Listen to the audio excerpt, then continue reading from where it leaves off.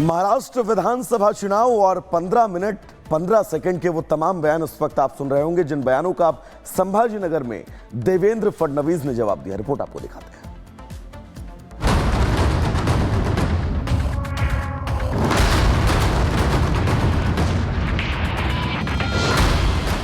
महाराष्ट्र की सियासत में भड़काऊ बयानों की गूंज दिख रही है। कोई इधर से कुछ बोलता है तो कोई उधर से।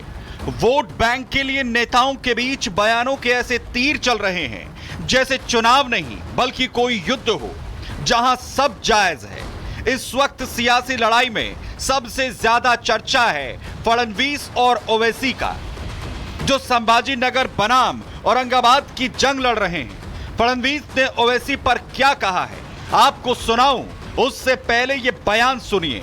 जब ओवैसी संभाजीनगर गए थे, जिसका पुराना नाम औरंगाबाद है, यहां से ओवैसी की पार्टी का पिछली बार सांसद भी था, मगर इस बार विधानसभा चुनाव में उसे चुनौती मिल रही है, तो ओवैसी प्रचार के लिए माहौल बना रहे हैं। और कमजोर करके कैसे आप अपनी जमीर को जिंदा रख पाएंगे?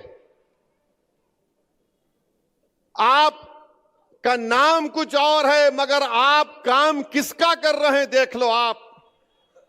आप जीतने के लिए नहीं लड़ रहे हैं क्योंकि आप कमजोर हैं, आप हराने के लिए लड़ रहे हैं। आपकी पूरी सोच यह है कि मोदी जीते।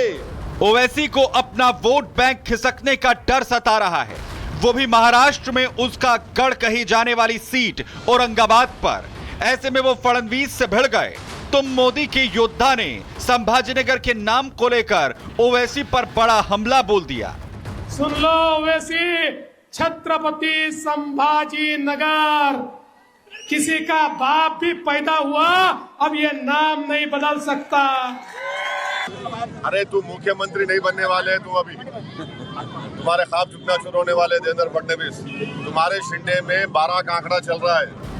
महाराष्ट्र विधानसभा चुनाव की तारीख जैसे जैसे नजदीक आ रही है, वैसे वैसे नेताओं के जुबानी हमले और भी तीखे होते जा रहे हैं। छत्रपति संभाजीनगर में सभा के दौरान महाराष्ट्र के डिप्टी सीएम और एआईएमआईएम के मुखिया के बीच तीखी जंग दिखी, लेकिन यहां ओवैसी ने 15 मिनट वाली बात कर फिर हिंदुओं को चैलेंज करने की कोशिश की। तो मेरे अजीज दोस्तों और बुजुर्गों, अब इंतखाबात की बात होगी। 9:12 हुए हैं, 9:15 नहीं हुए। ये बात करे कि मीडिया वालों को 15 मिनट से बड़ी मोहब्बत हो गई।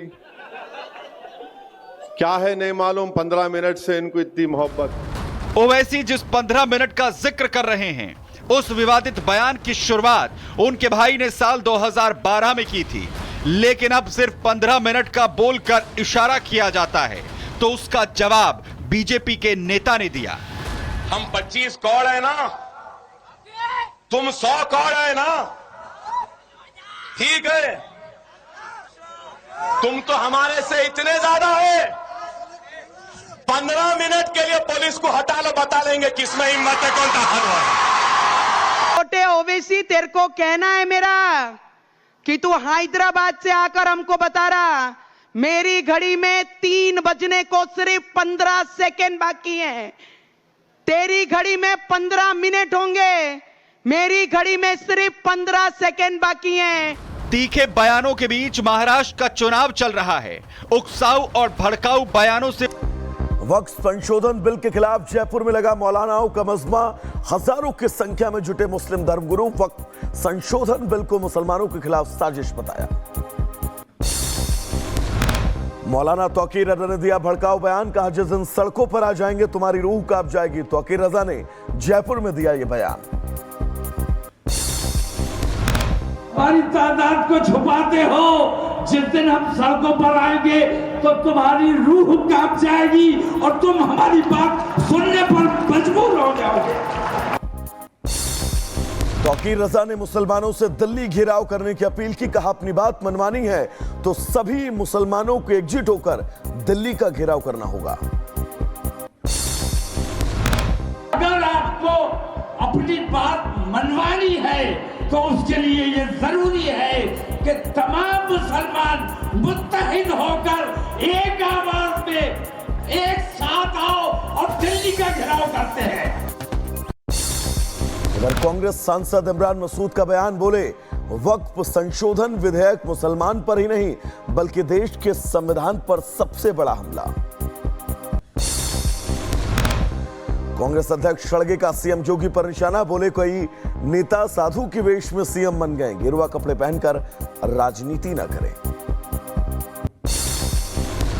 कांग्रेस अध्यक्ष खड़गे के बयान पर भड़के स्वामी परमहंस दास, बोले क्या गेरुआ पहनने वाला भारतवासी नहीं, खड़गे के खिलाफ करूंगा मानहानि का मुकदमा। विश्व हिंदू परिषद के प्रवक्ता विनोद बंसल ने खड़गे के बयान को साधु संतों और हिंदुत्व पर हमला बताया, बोले खड़गे का बयान कांग्रेस के ताबूत में आखिरी कील होगी साबित। उलेमा बोर्ड की मांगों पर भड़के बीजेपी नेता नीतीश राणे, बोले यह हमारा देश है, पाकिस्तान तालिबान नहीं, उलेमा बोर्ड के लोग पाकिस्तान और अफगानिस्तान चले जाएं।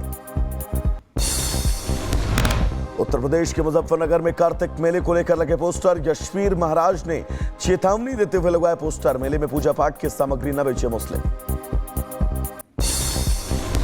झारखंड में सीएम योगी आदित्यनाथ की ताबड़तोड़ 4 रैलियां, भवनाथपुर, हुसैनाबाद, पांकी और लतेहार में जनसभा को करेंगे संबोधित। झारखंड में चुनाव प्रचार के आखिरी दिन गृहमंत्री अमित शाह ने झोंकी ताकत, सरायकेला, सिमडेगा और तमाड़ में जनसभा करेंगे संबोधित।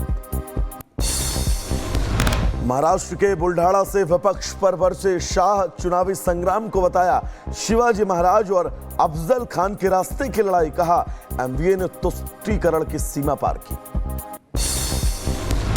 पूर्व मुख्यमंत्री लालू यादव ने झारखंड के कोडरमा में चुनावी रैली को किया संबोधित, बोले झारखंड से भाजपा को उखाड़ फेंकना है। नरेंद्र मोदी नाम का कोई चीज नहीं है। ये नरेंद्र मोदी क्या है? ये नरेंद्र मोदी फालतू है। पीएम मोदी आज मेरा बूथ सबसे मजबूत कार्यक्रम में कार्यकर्ताओं को करेंगे संबोधित, दोपहर 12:30 बजे से बूथ स्तर पर बीजेपी कार्यकर्ताओं को देंगे जीत का मंत्र। देर शाम थम जाएगा पहले चरण का चुनाव प्रचार, 43 सीटों पर 13 नवंबर को झारखंड में होगी वोटिंग। प्रधानमंत्री मोदी ने रांची में किया mega road show, mega road show के जरिए बीजेपी ने किया शक्ति प्रदर्शन, रोड शो में उमड़ी भारी भीड़।